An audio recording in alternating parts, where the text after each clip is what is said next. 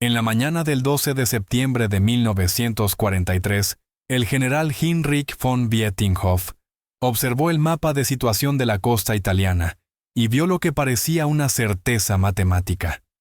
Era un oficial prusiano de la vieja escuela, un hombre que creía en las variables tangibles de la guerra, la elevación, el grosor del blindaje, la densidad de las divisiones y las líneas de suministro. Según todas las reglas de la doctrina militar que había estudiado durante 30 años, ya había ganado. Su 10, o ejército, ocupaba las alturas un anillo de montañas de piedra caliza escarpada, que dominaban el Golfo de Salerno como los asientos de un gigantesco anfiteatro romano. Debajo de él, atrapado en una franja estrecha y pantanosa de arena de menos de 5 millas de profundidad, estaba el quinto ejército estadounidense. A los ojos entrenados de Vietinghoff, no parecían una fuerza de invasión. Parecían un ejercicio de tiro al blanco. Estaban desorganizados, fijados contra el agua, y de manera crucial casi no tenían blindaje pesado, capaz de igualar a sus divisiones Panzer en combate abierto. Vietinghoff tenía a la veterana 16ª División Panzer lista para golpear. Tenía el elemento sorpresa. Tenía el terreno perfecto para una matanza defensiva en la que cada movimiento aliado era visible para sus observadores en las colinas. Según toda lógica convencional, la fuerza de desembarco estadounidense debía haber sido empujada de vuelta al mar en un plazo de 48 horas. El alto mando alemán en Italia ya estaba redactando el comunicado de victoria. Creían que estaban a punto de infligir un segundo Dunkerque a los aliados. El desembarco aliado en Salerno, la Operación Avalanche, fue una pesadilla logística desde el momento en que la primera bota tocó la arena. Los planificadores habían cometido un error crítico de geografía. Las playas de desembarco estaban divididas físicamente por el río Sele, una barrera natural que creó un peligroso vacío de 7 millas entre el X Cuerpo británico en el norte y el Sexto Cuerpo estadounidense en el sur. No era solo un hueco en el mapa. Era un vacío físico en la línea aliada. No había tropas que lo sostuvieran. No había tanques que lo patrullaran. Era un vacío para un comandante alemán entrenado en la guerra de maniobra. Ese hueco era una invitación. Era una puerta abierta al vientre blando de la fuerza de invasión. Vietinghoff no solo vio una debilidad, vio una zona de muerte. Concentró sus fuerzas con precisión quirúrgica. No se limitó a lanzar hombres contra la línea. Enmascaró 6 divisiones completas, incluidas la 26 Tontasta Panzer y la 29 Panzer Grenadier, apuntándolas como una daga directamente a ese punto débil. Desde las colinas sobre Paestum y Battipaglia, los observadores de artillería alemanes podían verlo todo. Observaban a los estadounidenses luchar por descargar jeeps en la arena blanda. Veían la confusión en los depósitos de suministros. Hacían caer fuego preciso de morteros y de cañones de 81 milímetros de forma continua sobre los invasores. Los estadounidenses parecían paralizados, incapaces de avanzar tierra adentro, fijados contra la línea de agua. La presión psicológica era inmensa. Los soldados cavaban en la arena no para avanzar, sino solo para sobrevivir a la siguiente hora. Para los observadores alemanes en las cumbres, el ejército estadounidense parecía una ballena varada sangrando y esperando el golpe final. Para el 13 de septiembre, la situación de los aliados había pasado de precaria a crítica. El comandante estadounidense, el general Mark Clark, estaba sin exagerar presa del pánico.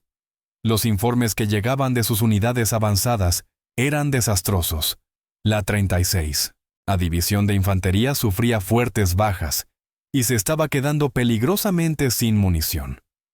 La confusión en las playas significaba que el equipo pesado tanques Sherman y destructores de tanques M10 seguía atascado en los barcos o esperando en la resaca, incapaz de desplegarse debido a los bancos de arena y al fuego enemigo. Detrás de la línea del frente, la cabeza de playa no parecía un ejército moderno. Parecía un puerto que había explotado. Cajas marcadas munición. 75 milímetros estaban apiladas junto a raciones de comida, suministros médicos, bidones de combustible e incluso equipos de capellanía. Todo estaba arrojado en la misma franja de arena porque sencillamente no había espacio. Las excavadoras intentaban abrir pistas improvisadas a través del caos, pero cada vez que despejaban un carril, otra oleada de lanchas de desembarco vomitaba hombres y material en él, y lo bloqueaba de nuevo. Era un atasco bajo el fuego. El Estado Mayor de Clark ya estaba redactando en silencio los planes para la Operación Celion, la evacuación de emergencia de la cabeza de playa. Era la hora más oscura de la invasión. El plan implicaba abandonar por completo el sector sur y transferir el cibocuerpo al sector británico en el norte, admitiendo en esencia la derrota ante la concentración alemana. Mientras tanto, la Luftwaffe estaba activa volando 450 salidas al día desde bases cercanas en Foggia. Los bombarderos en picado alemanes machacaban las lanchas de desembarco y los depósitos de suministros. Cada vez que aullaban las sirenas, los hombres en la playa se dispersaban lanzándose a trincheras poco profundas, o detrás de pilas de cajas solo para salir arrastrándose de nuevo y volver a descargar cuando las bombas caían en otro lugar. Los alemanes apretaban el lazo hora tras hora. No se trataba solo de bombardeos, se trataba de dominación psicológica. Vietinghoff sabía que un ejército atrapado contra el mar es un ejército propenso al pánico. Ordenó a sus unidades que sondearan de forma agresiva poniendo a prueba las líneas estadounidenses en busca del punto de ruptura. Pequeños grupos de Panzer Grenadiers se infiltraron de noche en las posiciones americanas creando caos en la retaguardia. Camiones de suministro fueron emboscados. Las líneas de comunicación fueron cortadas. La confusión en la cabeza de playa era absoluta. Unidades estadounidenses desembarcaban en sectores equivocados mezclándose con unidades británicas y creando un atasco de proporciones históricas. En el cuartel general alemán, el ambiente era eléctrico. Estaban leyendo el tráfico de radio estadounidense. Oían la frustración de los comandantes de batallón suplicando munición y apoyo que no llegaban. Vietinghoff percibió que el enemigo estaba estirado hasta el límite. Decidió que era el momento de dejar de sondear y empezar a destruir. Emitió la orden del avance decisivo. Su objetivo era simple: avanzar por el corredor del Selle Calore, partir a los ejércitos aliados en dos y masacrarlos por separado en las playas. A las 15:30 del 13 de septiembre, comenzó el contraataque alemán. Se desarrolló exactamente como Vietinghoff lo había planeado. Los Panzer rugieron al salir de las líneas de árboles. Sus cañones de 71 milímetros de largo aplastaban las posiciones ligeras estadounidenses. La 36ª División de Infantería de E.U., superada y sin capacidad de respuesta, comenzó a desmoronarse. Era el momento que la Wehrmacht esperaba: el Schwerpunkt, el punto de máximo esfuerzo donde la resistencia enemiga se quiebra. Las interceptaciones de radio alemanas confirmaban el pánico que se propagaba por las líneas estadounidenses. «¡Díganles que aguanten!», gritaba un oficial americano por ondas sin cifrar. «No tenemos nada para detener a estos tanques». La punta de lanza alemana avanzó 4 millas en solo unas horas. Ya estaban a la vista del mar. Los comandantes de los tanques prácticamente podían oler el agua salada. Veían el caos logístico estadounidense en la playa: cajas apiladas, bidones de combustible, hombres desesperados intentando atrincherarse. No había cañones. Antitanque pesados esperando los solo objetivos blandos. Iba a ser una matanza. Las tripulaciones alemanas cargaron proyectiles de alto explosivo, preparándose para atacar infantería y camiones. La victoria era visible a través de sus ópticas. Estaban a minutos de empujar a los estadounidenses al agua. Pero entonces ocurrió algo extraño. Las unidades Panzer de vanguardia no informaron de combates con tanques enemigos. No informaron de campos de minas. Simplemente dejaron de informar. Pelotones enteros de infantería desaparecieron de la red táctica.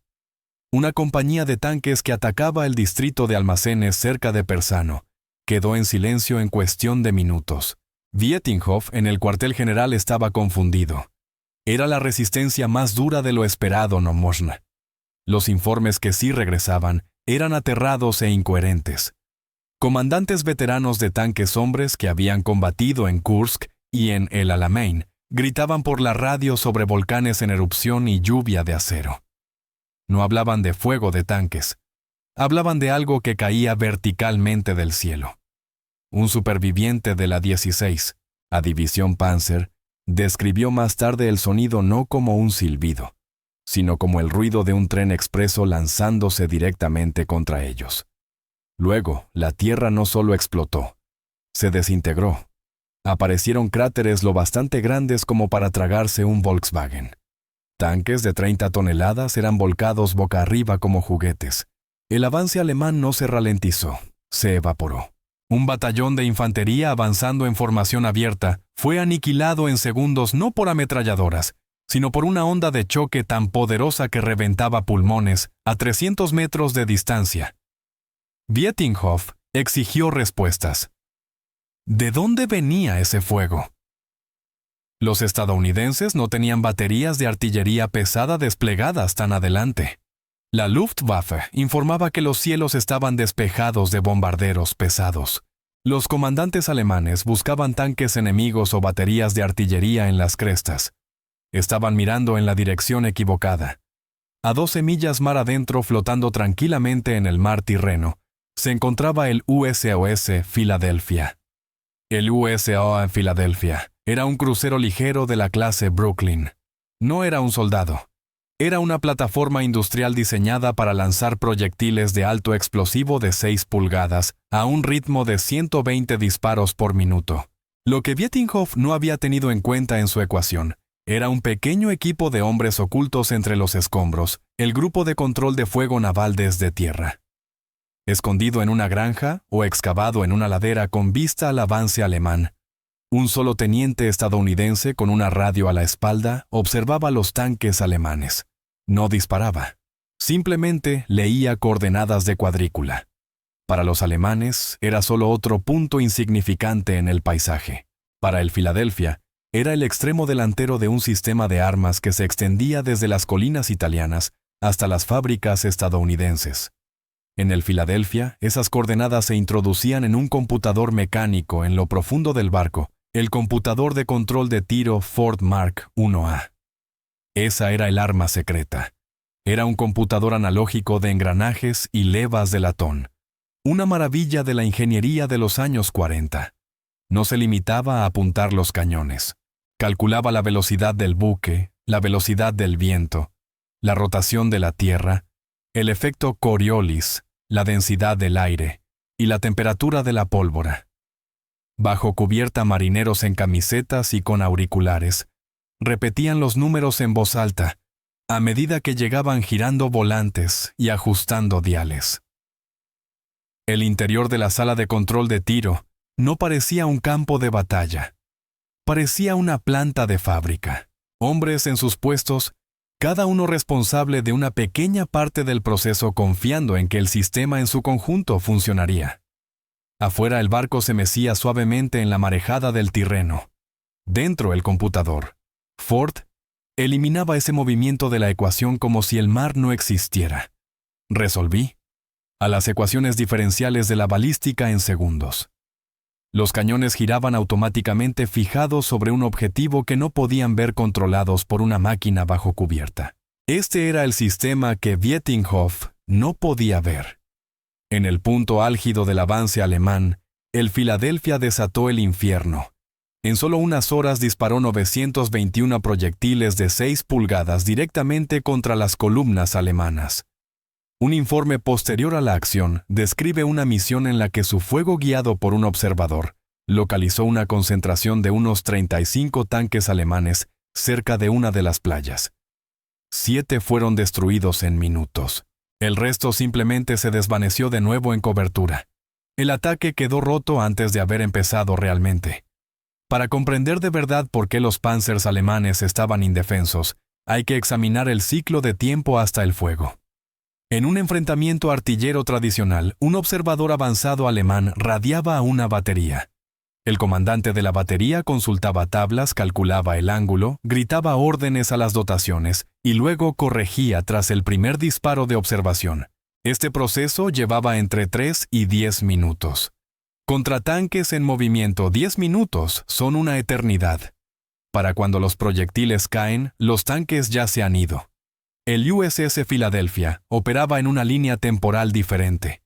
El computador Ford estaba conectado a un elemento estabilizador vertical, un giroscopio que detectaba el balanceo y el cabeceo del buque. Mientras el crucero se movía con las olas, el computador ajustaba automáticamente los tubos de los cañones en tiempo real, cientos de veces por segundo, para mantenerlos fijados sobre la cuadrícula geográfica. Esto significaba que el buque podía disparar mientras viraba y mientras avanzaba a 20 nudos, y los proyectiles aún así caerían dentro de un círculo de 50 metros a 12 millas de distancia. Desde la cubierta, los hombres en las monturas de los cañones solo veían la rutina: la recámara se abre, entra el proyectil, sigue la carga de pólvora, la recámara se cierra. El jefe de pieza grita, ¡listo!, y la torre se sacude con el retroceso. Pero desde la perspectiva alemana, esa rutina se traducía en algo sobrenatural: artillería, que parecía corregirse de forma instantánea, como si una mano invisible arrastrara el punto de impacto a lo largo de su eje de avance. El observador estadounidense en la playa no tenía que esperar cálculos. Cantaba la cuadrícula y 30 segundos después, el cielo caía. Si su primera corrección no era exacta, simplemente hablaba de nuevo por el auricular, y la siguiente salva se deslizaba hasta el objetivo. Los alemanes no luchaban contra tiempos de reacción humanos. Luchaban contra la velocidad de procesamiento de un cerebro electromecánico. Esto eliminaba el concepto de cobertura. No había forma de esconderse de una ecuación matemática que se actualizaba al instante. La violencia de este bombardeo creó un problema secundario que Vietinghoff jamás habría imaginado: el sobrecalentamiento industrial. Disparar proyectiles de 6 pulgadas a fuego rápido genera una enorme energía térmica. Los tubos del Philadelphia se calentaron tanto que la pintura se ampolló y se desprendió del acero. En un ejército normal, los cañones habrían cesado el fuego para enfriarse, pero la Marina de los Estados Unidos también había diseñado una solución para esto. La cadena logística estaba pensada para una producción continua. Mientras el Philadelphia vaciaba sus pañoles, disparando casi 1000 proyectiles en un solo enfrentamiento, no solo estaba vaciando un almacén, estaba desgastando su maquinaria. El rayado interior de los cañones comenzó a erosionarse por la fricción de las bandas de cobre de los proyectiles.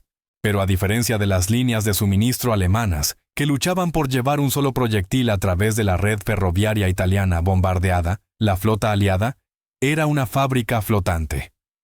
Disponían de repuestos, tubos de recambio y talleres flotantes justo más allá del horizonte. Había buques de munición asignados para mantener alimentados a los cruceros y acorazados en bombardeo. Sus capitanes tenían una orden permanente simple: mantener seguras las cabezas de playa.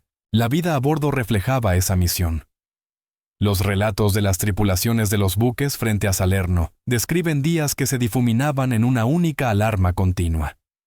Las sirenas de ataque aéreo hacían que los hombres corrieran desde las cubiertas inferiores hasta los puestos antiaéreos, solo para recibir la orden de alto y regresar de inmediato a las partidas de manipulación de munición que alimentaban las baterías principales. El sueño llegaba en intervalos de 20 minutos, en una litera caliente con la ropa y las botas puestas, porque la siguiente misión de fuego o el próximo ataque aéreo podían llegar en cualquier momento. Cuando un buque agotaba sus capacidades, otro ocupaba su lugar. Era una cinta transportadora de destrucción. Los alemanes estaban librando una batalla finita con recursos finitos. Los aliados estaban librando una batalla infinita con componentes industriales reemplazables. Pero el Philadelphia no estaba solo. Cuando los alemanes intentaron reagruparse, la Royal Navy se unió a la ejecución. Los acorazados HMS Warspite y HMS Valiant llegaron a la zona. Estos buques montaban cañones de 15 pulgadas armas que disparaban proyectiles de casi 2000 libras, el peso de un automóvil pequeño. Cuando el Warspite abrió fuego, la física del campo de batalla cambió. Un proyectil de artillería alemán estándar podía llevar unas 15 libras de explosivo. Un proyectil naval de 15 pulgadas llevaba más de 100 libras. Cuando esos proyectiles impactaban en el terreno calcáreo de Salerno, no solo creaban metralla, creaban terremotos. Llegaban a velocidades supersónicas. No había silbido de advertencia, solo el impacto. En un momento una compañía de Panzer Grenadiers avanzaba. Al siguiente, una sección de la cuadrícula simplemente dejaba de existir. El impacto psicológico fue devastador. Tropas alemanas veteranos curtidos en combate se quebraron y huyeron. Podían combatir contra hombres. Podían combatir contra tanques. No podían combatir contra la geología siendo reorganizada a su alrededor. Para el 16 de septiembre, el contraataque alemán estaba roto. Vietinghoff ordenó una retirada general a la línea del Volturno. No había sido derrotado por la infantería estadounidense en la playa, que había combatido con valentía, pero estaba en la práctica atrapada. Había sido derrotado por el horizonte. Los buques invisibles habían creado una zona de muerte que se extendía 12 millas tierra adentro, en la que ningún blindado alemán podía sobrevivir. El sueño de empujar a los aliados al mar no murió con una explosión, sino con una comprensión. Mientras las marinas aliadas controlaran el agua, la costa era inexpugnable. Salerno fue un disparo de advertencia para el resto de la guerra. Demostró que la era de la división Panzer independiente había terminado. Frente a una potencia de fuego industrial integrada donde fuerzas aéreas, navales y terrestres operaban como una sola máquina, la brillantez táctica se volvía irrelevante. Heinrich von Vietinghoff aprendió al precio de su ejército que no se puede maniobrar contra las matemáticas. No se puede flanquear una cadena de montaje industrial. Y desde luego, no se puede ganar una batalla de tanques contra un buque que dispara proyectiles del tamaño de un hombre desde un lugar al que no se puede llegar. Por favor, den me gusta y suscríbanse para más historias de los momentos olvidados de la Segunda Guerra Mundial. ¿Desde dónde nos están viendo? ¿Qué historias de la Segunda Guerra Mundial les gustaría que contáramos a continuación? Su participación nos ayuda a seguir llevando estas historias olvidadas a más personas.